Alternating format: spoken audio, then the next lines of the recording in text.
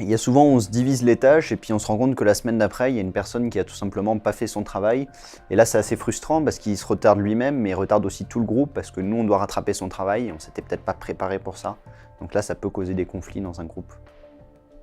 Quand on a un membre du groupe qui ramène un travail qui est bâclé, qui est mal fait, qui ne convient pas finalement au standard qu'on s'est fixé, est-ce qu'on doit le refaire? Comment est-ce qu'on peut pousser cette personne finalement à faire son travail bien?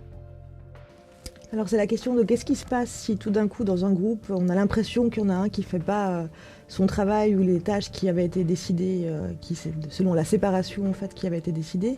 Peut-être la première chose qu'il faut essayer de faire, c'est de se demander pourquoi est-ce qu'il ne l'a pas fait. Peut-être que juste il a été malade et qu'il est impliqué, mais que vraiment il n'a pas pu le faire. Donc, ou est-ce qu'il y a un problème un peu plus profond où il n'a pas vraiment envie d'y participer.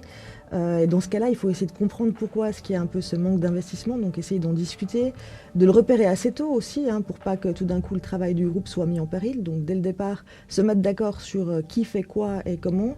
Peut-être éviter de séparer trop de tâches, donc avoir des tâches qui soient à la fois séparées en disant, ben voilà, un tel s'occupe de telle ou telle partie, mais il y a un socle commun qu'on va faire en groupe et on a décidé de faire ça pour que tout le monde soit impliqué, mais qu'en même temps on profite, par exemple, qu'il puisse y en avoir un qui fasse, par exemple, le côté un peu graphique du poster, et puis l'autre qui fasse telle ou telle chose. Donc se mettre d'accord là-dessus, et puis essayer d'en discuter aussi avec les assistants, les enseignants, donc un petit peu de discuter quand vous avez comme ça, quand vous rencontrez un peu des difficultés dans votre groupe, d'en discuter pour qu'on puisse voir trouver des solutions ensemble.